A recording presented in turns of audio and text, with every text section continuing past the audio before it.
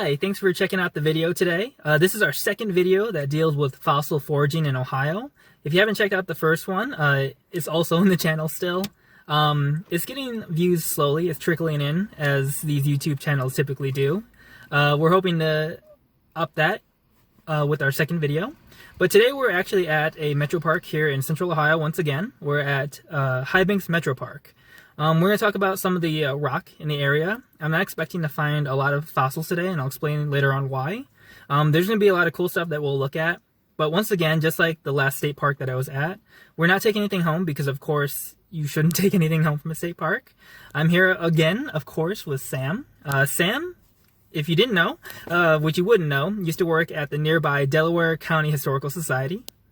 Yep, I worked there for a little while I was in college at Ohio Wesleyan, and did a lot of work with their extensive collection, and did a little research on the shop house and all that stuff there, so that was a lot of fun for me. So hopefully you'll be dropping some knowledge on us later on. Maybe. All right. Here is the view from the first overlook of the trail. It's a really beautiful park, it's really hilly, it's really nice. What I'm going to talk about later on when we go ahead and start checking out some of the creeks. In the central part of Ohio, specifically right down the middle of Ohio, just like a band, there's an entire row of surface rocks from the Devonian area, which is around 360 million years ago. These are going to be the oldest surface rocks really you'll find scattered throughout central Ohio, where we are. This is one of my favorite views. Isn't that really cool, Sam? Yeah, it is. Yeah, so you can see right on the cliff over there, all those little chunks that look like they're just a bunch of books lined up on top of each other. It's all this type of stone called shale, and specifically Ohio shale. Now, shale is really cool because during the Devonian, it's a signature that the bottom of the ocean that covered Ohio. It was really dark, it was really muddy, but also during the Devonian, the bottom of the ocean that once covered Ohio was completely devoid of oxygen. And so you're not going to see a lot of life, a lot of brachiopods or any bottom dwellers in shale because they just couldn't survive in the lack of oxygen.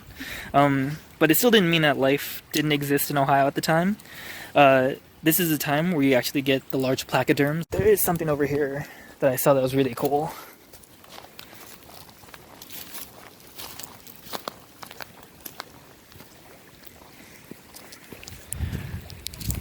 Right up there, jutting out of the side of the cliff, is what's called a concretion. So concretions are actually the result of decomposing matter, like wood, a leaf, maybe a living thing like a Dunkleosteus or another placoderm. When they would die, they would float to the bottom of the ocean. And minerals over time would build up around them and would form basically these cannonball-like structures. Here's a little freshwater snail I found. It looks like a ram's horn. I've actually been looking into some snail shells recently, but I have no idea what kind of snail shell this is. It's really cool looking. You can see the guy was still inside of it. I think he drew back. Well, I'll put it back now. And right next to him is a really cool looking rock. I think that's another concretion. We're looking along the edge of the creek bed, and Sam found a really cool looking rock, which, if you can see right there, if you get it in the light. Hold on, Sam, hold it still right there. I think that's pyrite, which would be fool's gold. But it's really cool. If anyone knows better, please let us know. But I think that is pyrite. Here's a good example of a partial concretion. So you can see it's almost completely circular, like a cannonball. And once again, that was created when something like a piece of plant, maybe an animal like a Dunkleosteus or a placoderm or a fish, would have fallen to the bottom of the ocean, and then over time minerals would have built up around it and formed kind of that perfectly circular shaped, sometimes oval shaped, basically ball of minerals.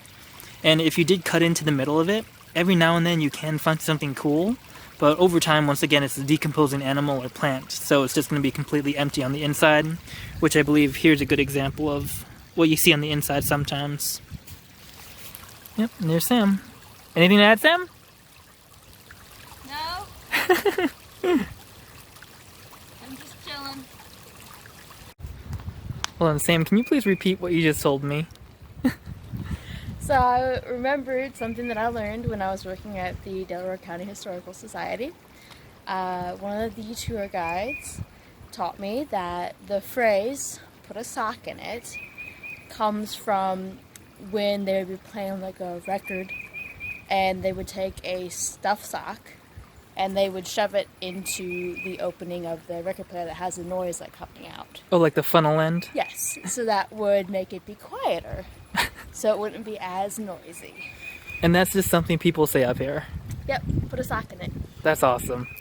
Hey, thank you for watching the video. It was a really short one today. We didn't drown you with a lot of content. We will probably do a lot more featuring the Devonian era rocks here in Central Ohio later on. But we really wanted to just get out there and do something today. So it was really spur of the moment, impromptu. This park, High Banks Metro Park, has a really awesome nature center that deals a lot with the type of animals that lived during the Devonian, some of the stuff about the rocks as well.